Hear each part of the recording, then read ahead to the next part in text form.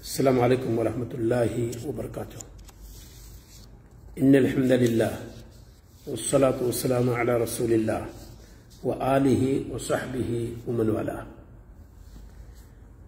اعوذ باللہ من الشیطان الرجیم۔ لقد کان لکم فی رسول اللہ اسوۃ حسنہ۔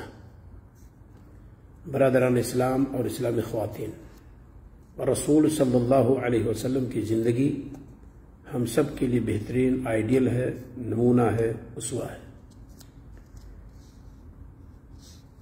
عرب میں آج شعبان کی 13 تاریخ ہے۔ ہندوستان کی سرزمین پر آنے والے کل کو 13 تاریخ ہوگی۔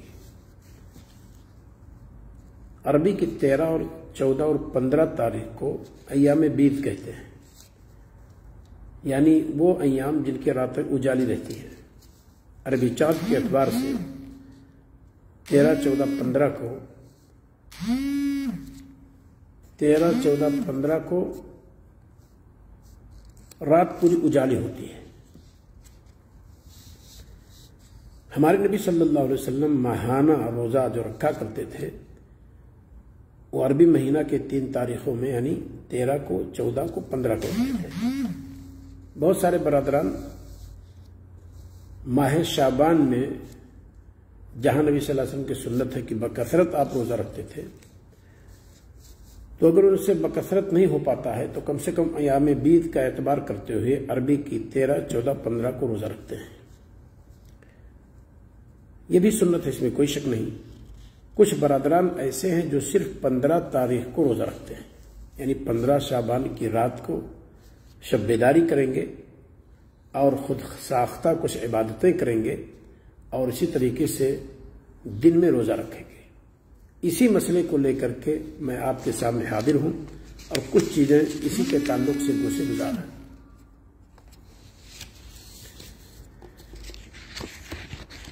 سب سے پہلے میں ایک حدیث پیش کرتا ہوں، اور یہ حدیث ہے سنن ابن ماجہ کی،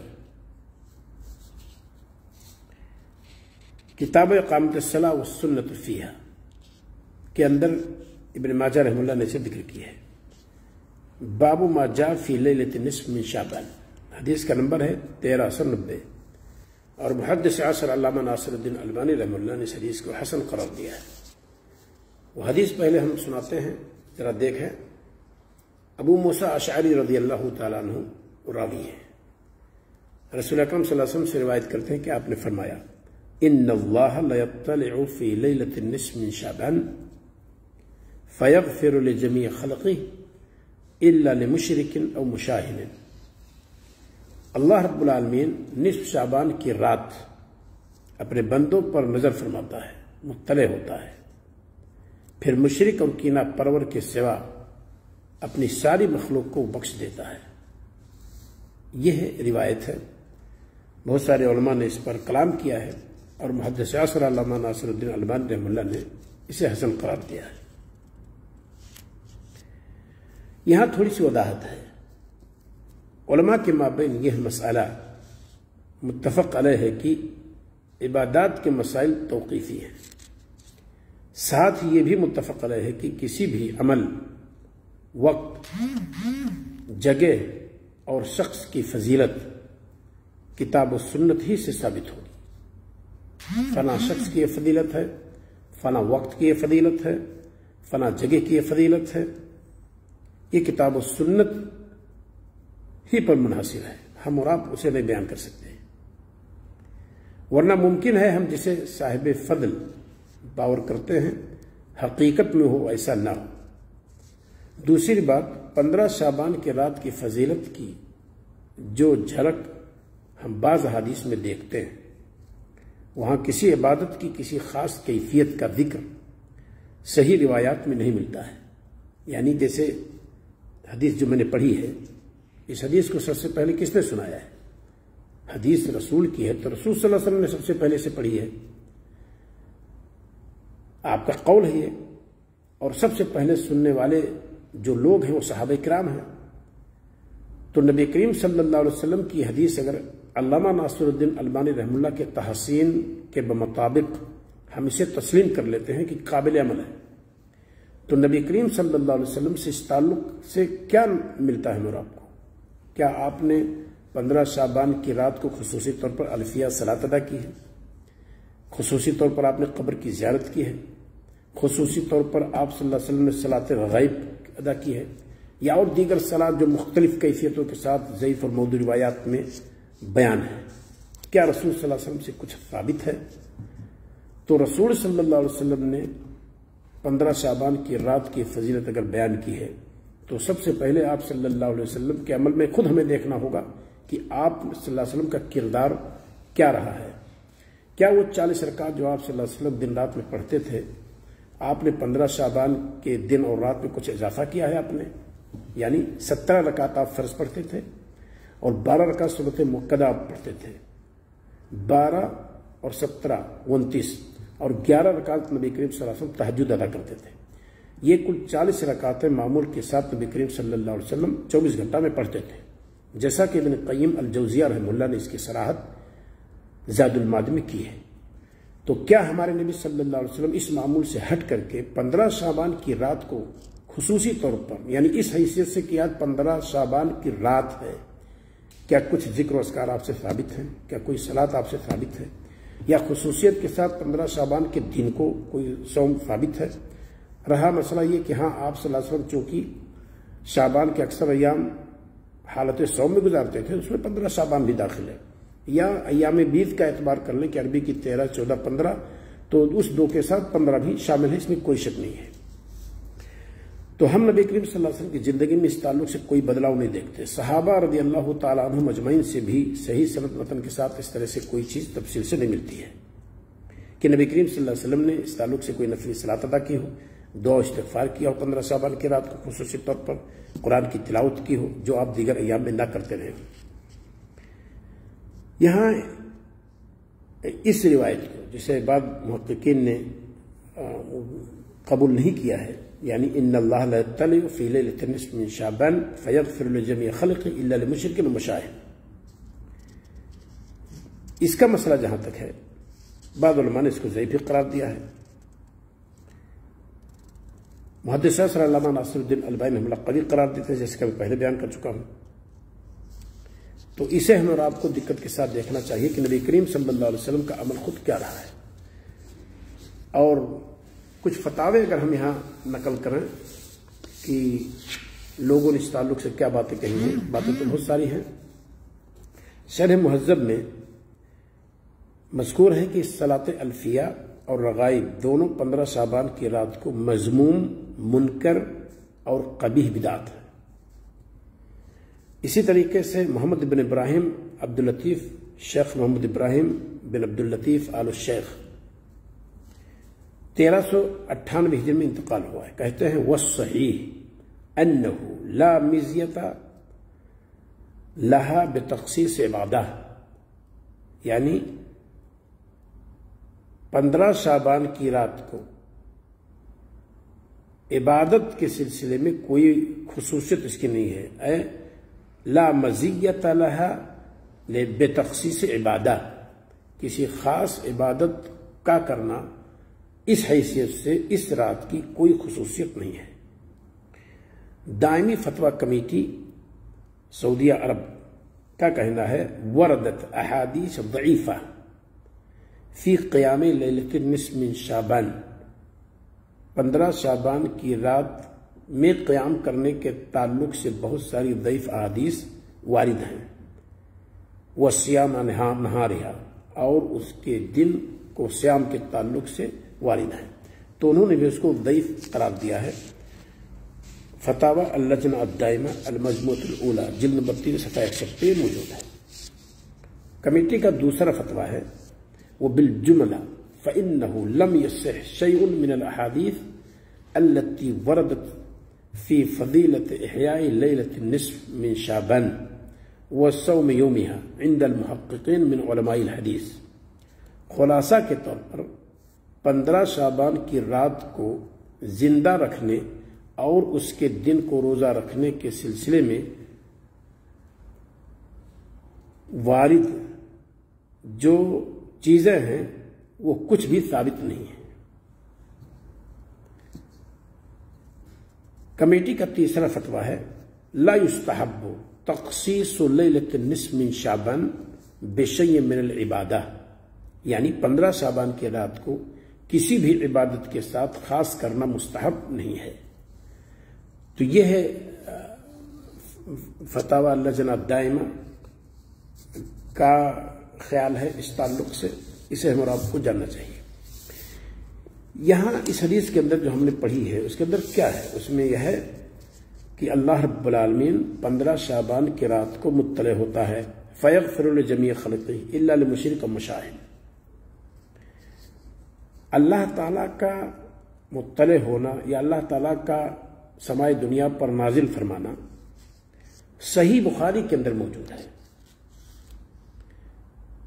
اور صحیح مسلم کے اندر بھی موجود ہے۔ اس عبارت کو ہم دیکھ لیتے ہیں کہ وہ کیا ہے صحیح بخاری میں صحیح مسلم میں۔ ینزل ربنا تبارک و تعالی کل لیلۃ الی السماء الدنیا، ہر رات کو اللہ رب العالمین سماء دنیا کی طرف نازل فرماتا ہے، نزول فرماتا ہے۔ حین یبقى ثلث اللیل الآخر، جس وقت 1/3 آخری حصہ باقی رہتا ہے۔ یقول من یدعونی فاستجیب لہ، آواز بھی آتی ہے اللہ رب العالمین کی طرف سے کہ کون ہے جو مجھے پکارے تو میں اس کی پکار کو قبول کر لوں۔ من یسألنی فأعطیہ، کون ہے جو مجھ سے مانگے تو میں اس کی جھولی بھر دوں۔ من یستغفرنی فأغفر لہ، کون ہے جو مجھ سے مغفرت طلب کرے تو رات کے پچھلے پہر میں اللہ رب العالمین سمائی دنیا پر نزول فرماتا ہے، اسی کو حدیث نزول کہتے ہیں، اور یہ حقیقت پر محمول ہے، یہ کوئی مجازی معنی ہے مراد نہیں ہے جو اہل سنت والجماعت کا عقیدہ ہے۔ صحیح بخاری کتاب التہجد باب الدعاء والصلاۃ من آخر اللیل، حدیث کا نمبر ہے 1145۔ امام نووی نے اس پر باب باندھی ہے، باب الترغیب فی الدعاء والذکر فی آخر اللیل والاجابۃ فیہ، 1808 نمبر کے تحت صحیح مسلم کے اندر یہ موجود ہے۔ تو اللہ رب العالمین تو ہر رات کو پچھلے پہر میں نزول فرماتا ہے، اور اگر دعاؤں کا مطالبہ ہے، دعائیں ہم کرنا چاہتے ہیں تو سب سے بہتر گھڑی ہے جب اللہ رب العالمین کہتا ہے کہ کوئی دعا کرنے والا میں قبول کر لوں۔ مغفرت طلب کرنا ہے تو بخشنے کے لیے اللہ رب العالمین تیار ہے۔ تو اس اعتبار سے اگر 15 شعبان کو ہم کوئی عبادت کرتے ہیں تو یہ عبادت تو ہر رات کو ہونی چاہیے، کیونکہ اللہ رب العالمین کی طرف سے آواز بھی آتی ہے کہ ہے کوئی دعا کرنے والا میں قبول کر لوں، ہے کوئی مغفرت طلب کرنے والا میں اسے بخش دوں۔ تو اگر ہم بخشش چاہتے ہیں تو ہر رات کو اللہ رب العالمین کی عبادت ہم اس خاطر کریں کہ اللہ رب العالمین نزول فرماتا ہے۔ ایک بات یہ ہوئی۔ دوسری بات یہ ہے کہ اللہ رب العالمین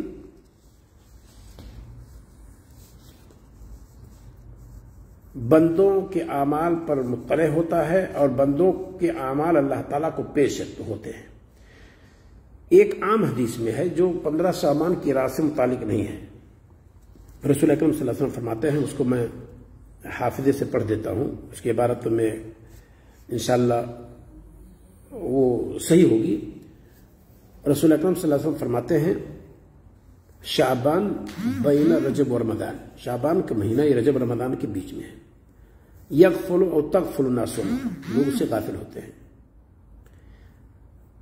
ترفع فیہ اعمال العباد الی اللہ، بعد روایات میں ہے سنن بہقی کے الی رب العالمین، اس میں بندوں کے اعمال جہانوں کے پروردگار کو پیش ہوتے ہیں۔ فاحب ان یرفع عملی وانا صائم، تو میں چاہتا ہوں کہ میرا عمل اللہ تعالیٰ کو پیش ہو اور میں روزہ سے رہوں۔ کچھ لوگوں نے، یہ عام حدیث ہے جو پورے شعبان کے تعلق سے ہے، اس میں 15 شعبان کا تذکرہ نہیں ہے، کچھ لوگ اس کو 15 شعبان پر منطبق کرنے کی کوشش کرتے ہیں۔ چلو ہم 15 شعبان کو مان لیتے ہیں، اس اعتبار سے لوگ اس کو گویا کی خصوصیت دیتے ہیں کہ اللہ رب العالمین کو بندوں کے اعمال پیش ہوتے ہیں۔ تو بندوں کے اعمال اللہ تعالیٰ کو صرف شعبان کے 15 تاریخ کو نہیں پیش ہوتے۔ یہ 15 تاریخ میں اس لیے کہہ رہا ہوں کہ ہمارے مخاطب نے 15 تاریخ پر اس حدیث کو منتخب کیا ہے، ورنہ حدیث میں اس کا تذکرہ نہیں ہے۔ وہ شعبان کے مہینے کی کسی بھی تاریخ کوئی چیز ہو سکتی ہے۔ بندوں کے اعمال اللہ تعالیٰ کو پیش کیے جاتے ہیں یا اٹھائے جاتے ہیں، یہ جمعرات اور جمعہ کو بھی ہوتا ہے ہر ہفتے میں۔ ذرا دیکھیے روایت، رسول اکرم صلی اللہ علیہ وسلم فرماتے ہیں وَفِيهِ تُرْفَعُ الْأَعْمَالُ تُفْتَحُ أَبْوَابُ الْجَنَّةِ تُفْتَحُ أَبْوَابُ الْجَنَّةِ كُلَّ اثنين وخميس، ہر سوموار کو اور جمعرات کو جنت کے دروازے کھولے جاتے ہیں۔ وقال غیر سہیل، اس کے تمام روایات میں سے سہیل کے علاوہ نے کہا ہے وَتُعْرَضُ الْأَعْمَالُ كُلَّ اثنين وخميس، پیش کیے جاتے ہیں اعمال ہر اثنین کو اور ہر خمیس کو، یعنی ہر سوموار کو اور جمعرات کو۔ تو 15 رات کی کون سی خصوصیت اس میں ہے؟ اگر بندوں کے اعمال پیش کیے جانے کی وجہ سے، اور ایک بات اور سن لیجیے، یہ بھی موجود ہے، وہاں بھی نبی کریم صلی اللہ علیہ وسلم نے جیسے کہا ہے، یہاں بھی آپ صلی اللہ علیہ وسلم نے یہی کہا ہے فَأُحِبُّ اللہ يُعْرَضَ عَمَلِي إِلَّا وَأَنَا صَائِمٌ، تو میں چاہتا ہوں کہ جمعرات اور سوموار کو بھی میرا عمل اللہ تعالیٰ کو نہ پیش ہو مگر یہ کہ میں روزہ سے رہوں۔ تو نبی کریم صلی اللہ علیہ وسلم سوموار اور جمعرات کو روزہ رکھتے تھے، جہاں کئی وجوہات تھے، جہاں سوموار کے دن روزہ رکھنے کے 6 وجوہات ہیں اور جمعرات کے روزہ رکھنے کے 3 وجوہات ہیں، انہی میں سے ایک وجہ دونوں دن روزہ رکھنے کی یہ بھی ہے کہ بندوں کے اعمال اللہ تعالیٰ کو پیش ہوتے ہیں۔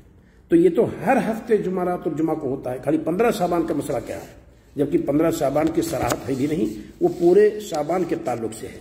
تو اس اعتبار سے بھی 15 شعبان کی اس میں کوئی خصوصیت باقی نہیں رہ جاتی ہے۔ تو ہماری اور آپ کی کوشش ہونی چاہیے کہ نبی کریم صلی اللہ علیہ وسلم سے جو چیز ثابت ہے اس پر عمل کریں، اور وہ لوگ جو فرض نماز سے یعنی فرض صلاۃ سے پیچھے رہتے ہیں، یعنی 2 4 4 3 4 17 رکعت، 2 4 4 3 4 2 فجر، 4 4 ظہر اثر، 3 4 مغرب اور عشاء، یہ 17 رکعتیں ہیں۔ اس کی فرضیت میں کسی کو شک نہیں ہے، اس میں سستی اور کاہلی کا مظاہرہ کرتے ہیں، اور 15 شعبان کی رات کو جاگنے کے لیے ایک ہفتہ پہلے ہی سے کپڑا وغیرہ صاف کرنا شروع کر دیتے ہیں، گھر کی صفائی، چونا گد سب کچھ کرنے لگتے ہیں۔ ایک طرف یہ ہے 12 رکعت سنت موقدہ جو 5 صلات سے متعلق ہے، 4 رکعت ظہر سے پہلے اور 2 رکعت ظہر کے بعد، بعد روایات سے 4 کا بھی ثبوت ہے، چلو ہم 2 مانتے ہیں، 4 ظہر سے پہلے، 2 ظہر کے بعد 4 2 6، 2 مغرب کے بعد 6 2 8، 2 عشاء کے بعد 8 2 10، 2 فجر سے پہلے 10 2 12، یہ سنت موقدہ ہے۔